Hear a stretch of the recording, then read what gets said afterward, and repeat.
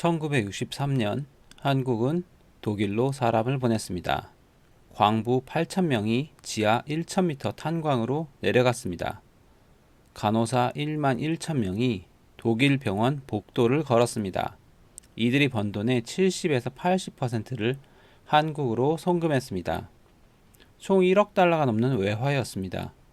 그 송금 기록을 본 독일 정부는 한국에 차관을 제공했습니다. 1억 500만 마르크, 당시 달러로 환산하면 약 2,600만 달러였습니다. 한국은 처음으로 국제사회에서 신용을 얻었습니다. 그런데 여기서 멈추면 이야기가 끝납니다. 진짜 질문은 지금부터입니다. 그 돈을 어디에 썼는가? 가난한 나라가 처음으로 외화를 손에 쥐었을 때 선택지는 생각보다 많지 않았습니다. 국민들을 먹여 살리는 데 쓸 수도 있었습니다. 수입품 사는 데 쓸 수도 있었고요. 외화 보유고로 그냥 쌓아둘 수도 있었습니다. 하지만 한국은 다른 선택을 했습니다. 그리고 그 선택 하나가 이후 60년을 결정했습니다. 1980년대 오일 쇼크가 왔을 때도 한국은 버텼습니다. 1997년 IMF 외환 위기가 왔을 때도 한국은 버텼습니다.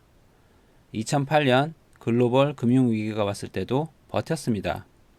2020년 코로나 팬데믹이 왔을 때도 역시 버텼습니다. 위기가 올 때마다 한국 경제를 지탱한 것은 하나였습니다. 그 선택의 이름은 바로 제조업이었습니다. 이번 영상의 이야기는 그 제조업입니다. 영상 시작 전 구독과 좋아요로 응원 부탁드립니다. 자, 씨앗은 생겼습니다. 그런데 씨앗이 생겼다고 저절로 나무가 되지는 않습니다. 어디에 심느냐가 중요합니다. 1960년대 초 한국 앞에는 두 개의 길이 있었습니다. 첫 번째 길은 그대로 있는 것이었습니다. 외국 기업을 끌어들이고 낮은 임금으로 단순 조립을 하고 그 대가로 달러를 받는 구조. 투자도 적고 리스크도 작습니다. 당시 많은 개발도상국들이 선택한 길이었습니다. 지금도 이런 길에 머물러 있는 나라들이 아주 많습니다. 두 번째 길은 구조 자체를 바꾸는 것이었습니다. 직접 공장을 짓고 직접 기술을 익히고 직접 물건을 만들어 세계 시장에 파는 구조. 훨씬 어렵고 훨씬 많은 투자가 필요하고 실패하면 모든 것을 잃을 수도 있습니다. 그런데 우리 한국은 두 번째 길을 선택했습니다. 그 선택의 중심에 박정희 대통령이 있었습니다. 그의 판단은 냉정했습니다. 한국은 내수 시장이 작았습니다. 인구는 있었지만 사람들이 가난했습니다. 국내에서만 물건을 팔아서는 성장의 한계가 명확했습니다. 석유도 없었습니다. 철광석도 없습니다. 자원이 없었습니다. 그렇다면 남은 건 하나였습니다. 바로 사람이었습니다. 배우고 일하고 기술을 쌓을 수 있는 사람. 그 사람들을 공장에 세우고 세계 시장과 연결하면 살 수 있다는 판단이었습니다. 박정희 대통령은 경제개발 5개년 계획을 밀어붙였습니다. 1962년 1차 계획을 시작으로 수출 목표를 설정하고 기업을 육성하고 산업 인프라를 구축했습니다. 정치적 평가는 엇갈릴 수 있습니다. 하지만 경제적 결과는 숫자로 남아 있습니다. 1962년 한국의 수출 총액은 5,500만 달러였습니다. 10년 뒤인 1972년에는 16억 달러로 늘었습니다. 20년 뒤인 1982년에는 215억 달러에 달했습니다. 수출국가, 그것이 한국이 선택한 방향이었습니다. 그런데 수출을 하려면 먼저 만들어야 할 것이 있었습니다. 그냥 물건이 아니었습니다. 모든 물건의 뼈대가 되는 것, 바로 철이었습니다. 철은 단순한 금속이 아닙니다. 배를 만들 때 철판이 필요합니다. 자동차를 만들 때 철골이 필요합니다. 건물을 세울 때 철근이 필요합니다. 기계를 만들 때 철제 부품이 필요합니다. 철은 모든 산업의 시작점이었습니다. 철을 수입해야 하는 나라는 산업의 기초를 남의 손에 맡기는 것과 같습니다. 가격이 오르면 그대로 당해야 하고 공급이 끊기면 공장이 멈춥니다. 자동차를 만들고 싶어도 배를 만들고 싶어도 철이 없으면 시작조차 할 수 없습니다. 반대로 철을 직접 만드는 나라는 다릅니다. 국내에서 철을 생산하면 원가가 낮아집니다. 원가가 낮아지면 자동차도 싸게 만들 수 있고 배도 싸게 만들 수 있습니다. 싸게 만들면 세계 시장에서 경쟁이 됩니다. 철 하나가 산업 전체를 연결하는 뼈대였습니다. 철을 수입하면 산업도 수입해야 합니다. 철을 만들면 산업을 만들 수 있습니다. 1968년 한국 정부는 포항에 제철소를 짓기로 결정했습니다. 그런데 현실은 냉혹했습니다. 돈이 없었습니다. 기술도 경험도 없었습니다. 당시 한국이 제철소를 짓겠다고 하자 세계는 비웃었습니다. 세계은행이 공식적으로 차관을 거절했습니다. 이유는 단호했습니다. 한국은 제철소를 지을 기술도 없고 운영할 인력도 없고 철강을 소비할 시장도 없다. 이 프로젝트는 경제성이 없다. 미국도 투자를 거절했습니다. 유럽도 마찬가지였습니다. 국제사회의 판단은 하나였습니다. 한국은 제철소를 지을 수준이 안 된다. 돈을 구할 곳은 뜻밖에도 일본이었습니다. 1965년 한일 국교 정상화로 받은 청구권 자금, 그 자금 중 일부를 제철소 건설에 투입하기로 했습니다. 당시 국내 반발이 거셌습니다. 일본 돈으로 나라를 세우냐는 비판도 쏟아졌습니다. 역사적 상처가 아직 아물지 않은 시기였습니다. 하지만 현실적 선택이었습니다. 다른 길이 없었기 때문입니다. 그리고 그 돈이 포항제철을 만들었습니다. 제철소 건설을 맡은 사람이 있었습니다. 박태준이었습니다. 포항제철 초대 사장으로 임명된 그는 처음부터 남다른 각오를 품고 부임했습니다. 공사가 시작되자 박태준은 현장에서 살다시피 했습니다. 포항제철 부지 옆에 숙소를 짓고 공사 현장을 떠나지 않았습니다. 새벽에 현장을 돌았고 밤에는 설계 도면을 들여다봤습니다. 비가 오면 비를 맞으며 현장을 확인했습니다. 문제는 기술이었습니다.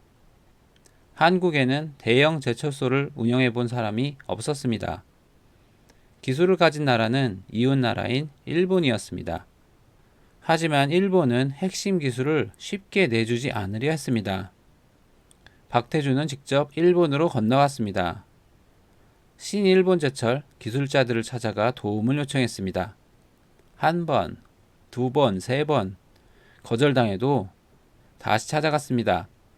우리 직원들을 일본 제철소에서 교육시켜달라. 기술자를 파견해달라. 도면을 보여달라. 몇 번이고 거절당했지만 그는 물러서지 않았습니다. 한국이 제철소를 짓겠다는 의지를 수차례 보여주자 결국 일본도 기술 협력에 응했습니다. 공사가 한창일 때 위기가 왔습니다. 예산이 부족해졌습니다. 자재 수급도 늦어졌습니다. 설계 변경이 반복됐습니다. 포기하자는 말이 나왔습니다. 이 정도면 불가능하다는 목소리가 현장에서도 들렸습니다. 그때 박태준이 직원들을 불러 모았습니다. 그리고 이렇게 말했습니다. 우리가 이 제철소를 완성하지 못하면 영일 만에 빠져 죽자. 빈말이 아니었습니다. 그는 진짜 그 각오로 일하고 있었습니다. 실패하면 끝이라는 각오, 물러설 곳이 없다는 각오. 직원들이 달라졌습니다. 사장이 그런 각오로 현장을 지키는데 누가 대충대충 일할 수 있었겠습니까? 이후 밤샘 작업이 이어졌습니다. 오류가 나오면 다시 했습니다. 기술이 없으면 배웠습니다. 자재가 부족하면 구했습니다. 포기라는 단어가 사라졌습니다. 1973년 6월 9일 포항제철 1기 용광로에서 처음으로 쇳물이 흘렀습니다. 세계은행이 불가능하다고 했던 제철소가 완성되는 순간이었습니다. 그것도 예정된 날짜보다 3일 앞당겨서 쇳물이 시뻘겋게 흘러내리는 장면을 보면서 박태준은 눈물을 흘렸다고 합니다. 그는 그 자리에서 이렇게 말했습니다. 파독 광부들이 탄광에서 흘린 땀이 저 쇳물 속에 녹아 있습니다. 단순한 감사 인사가 아니었습니다. 독일 탄광에서 보낸 송금이 국가 신용을 만들었고 그 신용이 차관을 불렀고 그 차관이 이 제철소를 지었습니다. 지하 1000m 갱도에서 시작된 돈이 용광로의 쇳물이 되어 흘러나오고 있었습니다. 박태준의 말은 그 연결고리를 정확히 짚는 것이었습니다. 포항제철이 완성되자 한국 산업 구조가 달라지기 시작했습니다. 국내에서 철강을 생산할 수 있게 되자 조선소가 철을 수입하지 않아도 됐습니다. 자동차 공장이 국산 철판을 쓸 수 있게 됐습니다. 건설 현장에서 국산 철근을 썼습니다. 철 하나가 만들어낸 산업 연쇄였습니다. 포항에서 만든 철판이 거제도 조선소로 갔습니다. 그 철판이 배가 되어 세계 바다로 나갔습니다. 그 배값이 달러로 돌아왔습니다. 포항에서 만든 철판이 울산 자동차 공장으로 갔습니다. 그 철판이 자동차가 되어 미국 항구에 내렸습니다. 그 자동차 값이 달러로 돌아왔습니다.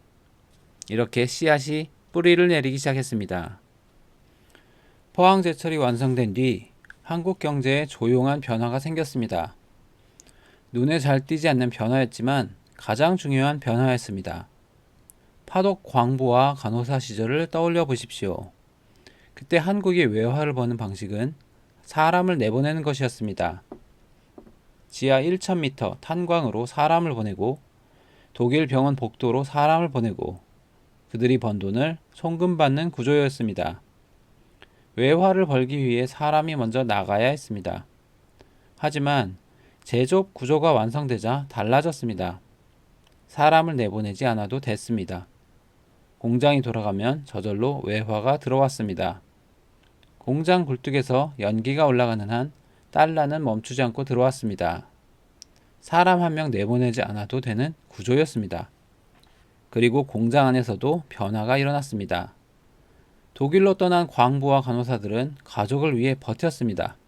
하지만 이제 공장 근로자들은 달랐습니다. 내 손으로 만든 물건이 세계로 나간다는 사실을 알았습니다. 그게 자부심이 됐습니다. 1970년대 울산 현대자동차 공장 근로자들은 하루 12시간씩 일했습니다. 휴일 없이 한 달을 일하는 것도 드문 일이 아니었습니다. 조선소 용접공들은 여름 40도가 넘는 선박 내부에서 땀을 흘리면서도 자리를 지켰습니다. 누가 시켜서가 아니었습니다. 우리가 잘 만들어야 나라가 산다는 인식이 현장에 깔려 있었습니다.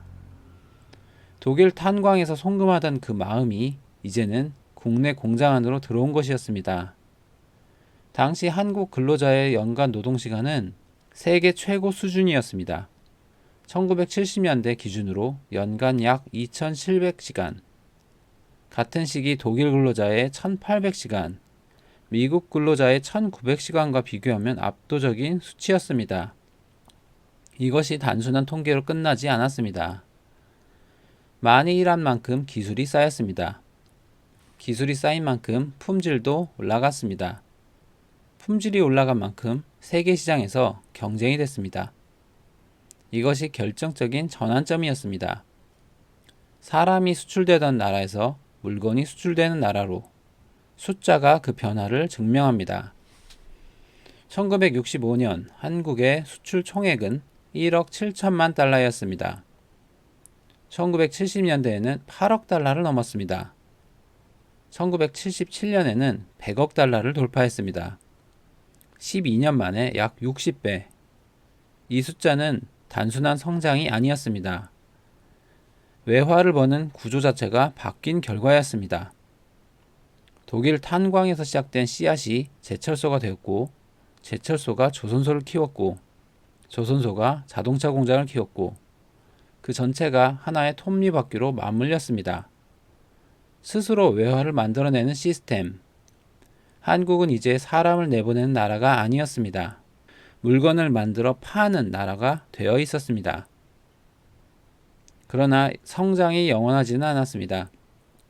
세상 일은 언제나 예상치 못한 방향으로 흘러갑니다. 공장이 돌아가고 수출이 늘고 달러가 들어오는 동안에도 세계는 조용하지 않았습니다. 석유가 무기가 되는 날이 왔습니다. 나라 전체가 부도 직전까지 몰리는 날도 왔습니다. 세계 금융이 한순간에 무너지는 날도 왔습니다.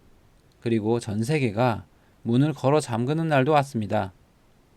이러한 위기가 올 때마다 사람들은 물었습니다. 이번엔 한국이 버틸 수 있을까? 그리고 매번 같은 일이 벌어졌습니다. 한국은 버텼습니다. 어떤 위기에서는 버티는 것을 넘어 오히려 더 강해졌습니다. 왜 그랬을까요? 모든 위기마다 한국 경제를 지탱한 것은 하나였습니다. 철을 만들기로 한 그 선택부터 물건을 만들어 세계에 파는 구조, 바로 제조업이었습니다. 지금부터는 이 이야기를 하겠습니다. 1차 위기는 1980년대 오일 쇼크입니다. 1979년 이란에서 혁명이 일어났습니다. 중동의 석유 공급이 갑자기 끊겼습니다. 곧바로 유가가 폭등했습니다.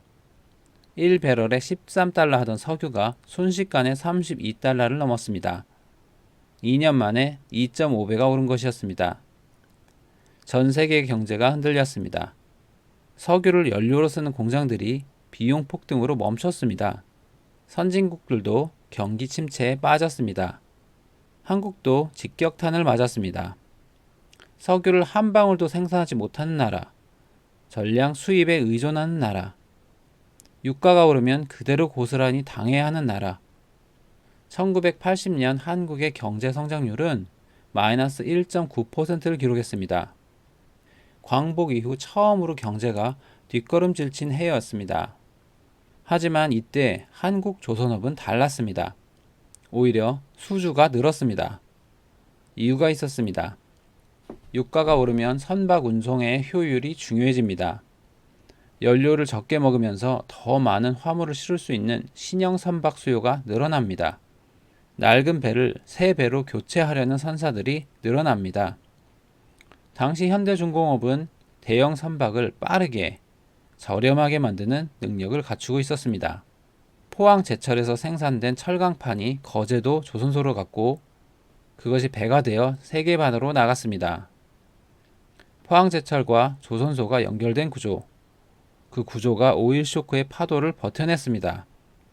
석유는 없었지만 철과 기술은 있었습니다. 2차 위기는 바로 1997년 IMF 외환 위기입니다. 이것이 가장 중요한 위기입니다. 한국 사람이라면 1997년을 기억합니다. 그해 11월 21일 한국 정부는 국제통화기금 IMF에 구제금융을 신청했습니다. 외환 보유고가 바닥났습니다. 달러가 없었습니다. 나라가 부도 직전이었습니다. 어떻게 이런 일이 벌어졌을까요? 1990년대 한국 기업들은 무섭게 성장했습니다. 하지만 성장의 이면에는 과도한 부채가 쌓이고 있었습니다. 기업들이 단기 외채를 끌어다 무리하게 사업을 확장했습니다. 그러던 중 1997년 태국에서 외환 위기가 터졌습니다. 이게 동남아시아 전체로 번졌습니다. 외국 자본이 한국에서도 빠르게 빠져나갔습니다. 외환 보유고가 순식간에 고갈되면서 환율이 치솟았습니다. 당시 1달러에 800원 하던 환율이 2,000원을 넘었습니다. 기업들이 연달아 쓰러졌습니다. 한보, 기아, 대우, 이름만 들어도 알만한 대기업들이 무너졌습니다. 그러면서 실업자가 쏟아졌습니다. 100만 명이 넘는 사람들이 직장을 잃었습니다. 하루아침에 가장이 직장을 잃고 집으로 돌아왔습니다. 그리고 금모으기 운동이 시작됐습니다. 은행 앞에 줄이 섰습니다. 결혼 반지를 빼서 들고 온 사람이 있었고 돌반지를 가져온 사람도 있었습니다. 평생 모은 금부치를 꺼내든 노인분들도 많았습니다. 나라가 어려우면 우리가 도와야지. 그 말 한마디로 전국에서 금이 모였습니다. 무려 227톤. 돈으로 환산하면 21억 달러. 나라가 무너질 뻔한 순간 국민들이 몸으로 막아선 것이었습니다. 그런데 이 위기 속에서 이상한 일이 벌어졌습니다. 환율이 2배로 뛰었는데 수출 기업들의 표정이 달라졌습니다. 왜였을까요? 환율이 2배로 오르면 수입품 가격은 2배가 됩니다. 국민들은 고통받습니다. 하지만 수출은 다릅니다. 달러로 받는 수출 대금은 그대로인데 원화로 환산하면 2배가 됩니다. 원가는 그대로인데 수입은 2배가 된 것입니다.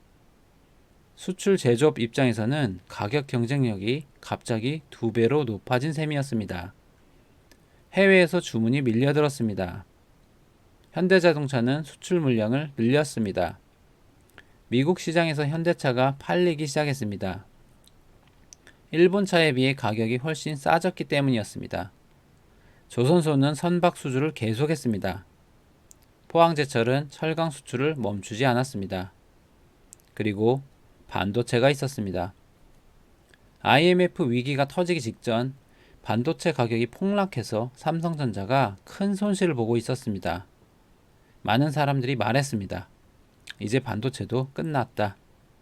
하지만 삼성전자는 다른 선택을 했습니다. 위기 속에서 오히려 반도체 생산 라인에 투자했습니다. 주변에서 의아하게 봤습니다. 돈도 없는 나라에서 돈도 없는 기업이 왜 공장에 돈을 쏟아붓냐는 말도 나왔습니다. 하지만 삼성의 판단은 달랐습니다.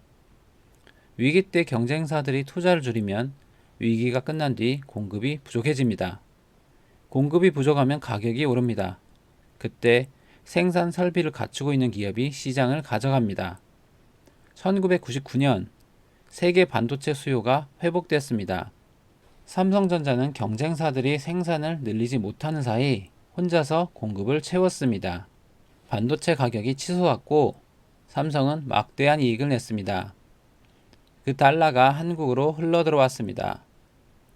위기가 오히려 기회가 된 순간이었습니다. IMF 구제금융을 신청한 지 3년 3개월, 2001년 8월, 한국은 IMF 구제금융을 전액 조기 상환했습니다.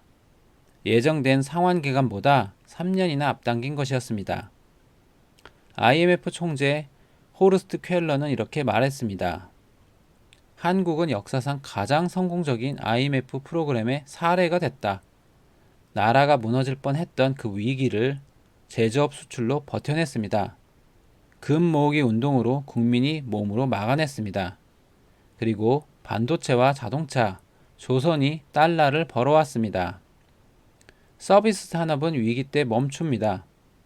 관광이 멈추고 소비가 줄고 내수가 얼어붙습니다. 하지만 수출 제조업은 달랐습니다.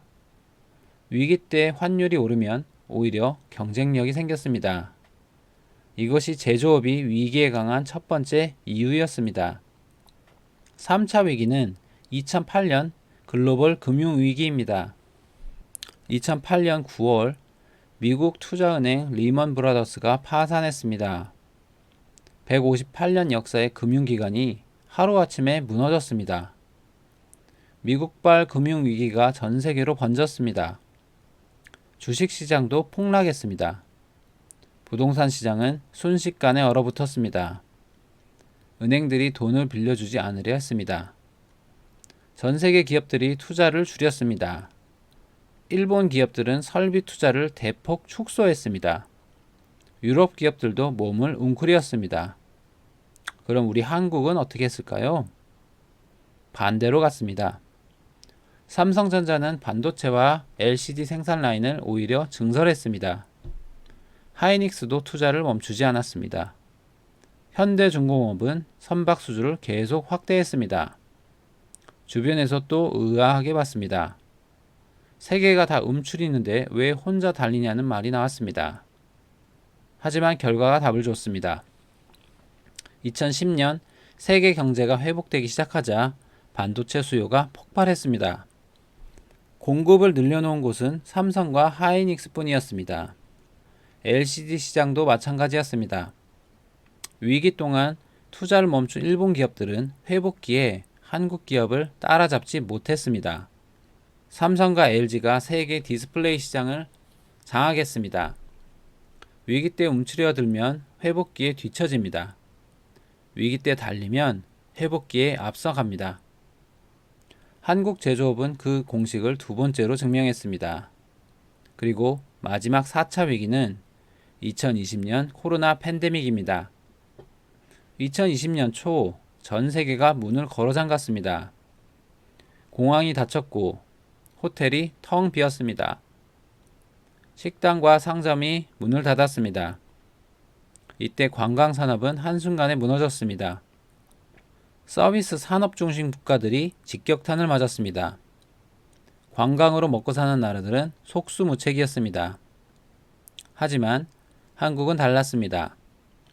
사람들이 집에 갇히자 오히려 수요가 폭발한 것들이 있었습니다. 노트북이 필요했습니다. 스마트폰도 필요했습니다. 서버가 필요했습니다. 전기차가 팔리기 시작했습니다. 이 모든 것에는 반도체가 들어갑니다. 이 모든 것에 배터리가 들어갑니다. 이 모든 것에 디스플레이가 들어갑니다. 삼성전자 반도체 수출이 늘었습니다. LG 에너지 솔루션과 삼성 SDI의 배터리 수출이 함께 늘었습니다. 전 세계가 멈춰 있는 동안 한국 공장은 멈추지 않았습니다. 2020년 한국의 반도체 수출은 992억 달러, 전년 대비 5.6%나 증가했습니다. 전 세계가 봉쇄된 해에 한국 수출은 오히려 늘었습니다.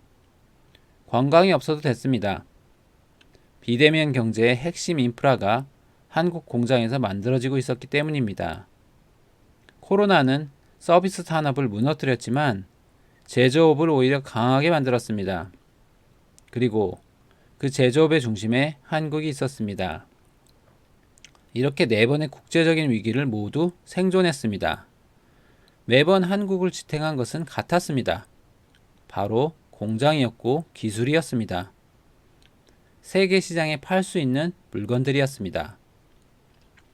이러한 국제적 위기를 돌아보면 공통점이 보입니다. 한국이 버틴 건 운이 아니었습니다. 제조업이라는 구조 자체에 위기에 강한 이유가 있었습니다. 첫 번째, 수출 기반은 내수 침체와 무관하게 작동합니다. 내수 시장이 얼어붙어도 해외 수요는 살아 있습니다. 국민들이 지갑을 닫아도 미국과 유럽, 아시아의 소비자들은 여전히 물건을 삽니다. IMF 때는 국내 소비가 줄어들었지만 자동차는 미국과 세계에서 팔렸습니다. 코로나 때 국내가 봉쇄됐지만 반도체는 전 세계로 나갔습니다. 내수와 수출이라는 두 개의 엔진 중 하나가 꺼져도 나머지 하나로 버틸 수 있었습니다. 두 번째, 설비는 위기가 와도 사라지지 않습니다. 금융이 붕괴하면 주가는 하루아침에 사라집니다. 부동산이 얼어붙으면 거래가 멈춥니다. 하지만 공장은 다릅니다. 용광로는 위기가 왔다고 녹아 없어지지 않습니다. 조선소 도크는 금융 위기가 왔다고 바다에 가라앉지 않습니다. 반도체 생산 라인은 팬데믹이 왔다고 사라지지 않습니다. 공장과 설비와 기술은 위기 이후에도 그 자리에 남아 있습니다. 그리고 위기가 끝나면 다시 돌아갑니다. 세 번째, 기술 축적은 복리로 작동합니다. 한번 쌓인 기술은 사라지지 않습니다. 1970년대 조선 기술이 1980년대 더 좋은 배를 만들게 했습니다. 1980년대 반도체 기술이 1990년대 세계 1위를 만들었습니다. 1990년대 배터리 연구가 2020년대 전기차 시대의 핵심이 됐습니다. 위기가 올 때마다 경쟁사들이 투자를 줄이는 동안 한국은 기술을 쌓았습니다. 그 격차가 위기 이후 폭발적인 회복의 원천이 됐습니다. 기술은 복리입니다. 쌓이면 쌓일수록 따라잡기 어려워집니다. 네 번째, 규모의 경제는 위기 때 가격 경쟁력이 됩니다. 설비가 크면 클수록 단위 원가가 낮아집니다. 원가가 낮으면 가격을 낮출 수 있습니다. 가격을 낮출 수 있으면 위기 때도 팔립니다. 포항제철이 세계 최대 규모의 제철소가 된 이유가 여기 있습니다. 삼성전자가 반도체 라인을 끊임없이 증설한 이유도 여기 있습니다. 규모가 곧 생존이었기 때문입니다. 위기 때 경쟁사들이 가격을 낮추지 못하는 동안 한국 기업들은 버텼습니다. 버티는 것을 넘어 시장을 가져갔습니다. 수출 기반, 설비의 영속성, 기술 축적, 규모의 경제, 이 네 가지가 맞물려서 한국 제조업을 위기에 강한 구조로 만들었습니다. 한 번 구축된 제조업은 단순한 공장이 아니었습니다. 위기가 올수록 더 단단해지는 방어막이었습니다. 이제 처음으로 돌아가 보겠습니다. 1963년 독일 탄광으로 내려간 광부들, 1964년 독일 병원으로 향한 간호사들, 그들은 알지 못했습니다. 자신들이 보낸 송금이 제철소가 되고 조선소가 되고 반도체 공장이 될 줄은. 하지만 그 씨앗이 뿌리를 내렸습니다. 그 뿌리가 나무가 됐습니다. 그 나무가 60년의 폭풍을 버텼습니다. 제조업은 단순한 성장 전략이 아니었습니다. 많은 나라들이 경제를 키우기 위해 다양한 전략을 선택했습니다. 금융을 키운 나라도 있었습니다. 관광을 키운 나라도 있었고 자원을 팔아 먹고 사는 나라도 있었습니다. 그 나라들이 위기를 맞을 때 어떻게 됐는지 우리는 알고 있습니다. 금융이 흔들리면 나라 전체가 흔들렸습니다. 관광이 멈추면 경제가 통째로 멈췄습니다. 자원 가격이 떨어지면 국가 재정이 무너졌습니다. 하지만 한국은 달랐습니다. 금융이 흔들려도 공장은 돌아갔습니다. 정치가 흔들려도 수출은 멈추지 않았습니다. 전 세계가 봉쇄돼도 반도체는 팔렸습니다. 제조업은 위기가 올수록 빛을 발하는 구조였습니다. 자동차에는 안전벨트가 있습니다. 평소에는 아무 느낌이 없습니다. 불편하게 느껴질 때도 있습니다. 굳이 필요한가 싶을 때도 있습니다. 하지만 사고가 나는 순간 그 벨트 하나가 생사를 가릅니다. 제조업이 그랬습니다. 성장하는 시기에는 당연한 것처럼 보였습니다. 화려한 금융이나 서비스 산업에 비해 투박하게 느껴지기도 했습니다. 하지만 위기가 오는 순간 그 투박한 공장이 나라를 붙잡았습니다.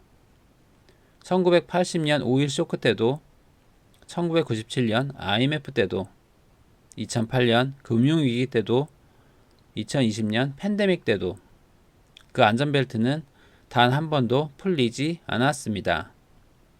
1968년 세계은행이 불가능하다고 했던 제철소, 0일 만에 빠져 죽겠다는 각오로 완성한 그 용광로, 그 선택 하나가 결국 대한민국의 안전벨트가 되었습니다.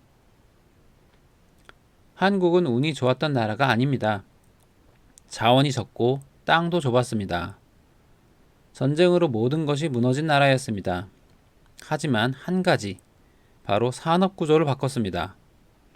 사람을 내보내는 나라에서 물건을 만드는 나라로, 철을 수입하는 나라에서 철을 만드는 나라로, 기술을 빌리는 나라에서 기술을 쌓는 나라로, 그 선택이 위기마다 한국을 살렸습니다. 지금까지 두 편의 이야기를 했습니다. 1편에서는 외화를 만든 사람들의 이야기를 했습니다. 지하 1000m 탄광으로 내려간 광부들, 독일 병원 복도를 걸었던 간호사들, 그들이 만든 씨앗이 이 모든 것의 시작이었습니다. 그리고 이번 이야기에서는 그 씨앗을 제조업으로 키운 전략과 그 제조업이 4번의 글로벌 위기를 버텨낸 이야기를 했습니다. 그렇다면 3편은 무엇일까요? 제조업에서 시작한 한국이 어떻게 세계 1위 산업들을 만들어냈는가? 반도체, 조선, 배터리, 디스플레이, 이 산업들이 어떻게 세계 정상에 올랐는지, 그리고 지금 한국 제조업이 어디를 향하고 있는지, 그 이야기를 다음 편에서 하겠습니다. 지금 이 순간에도 어딘가에서 용광로가 돌아가고 있습니다. 어딘가에서 반도체 웨이퍼가 깎이고 있습니다. 어딘가에서 배 한 척이 완성되고 있습니다. 1963년 독일 탄광에서 시작된 그 이야기는 아직 끝나지 않았습니다. 영상 시청해 주셔서 감사합니다.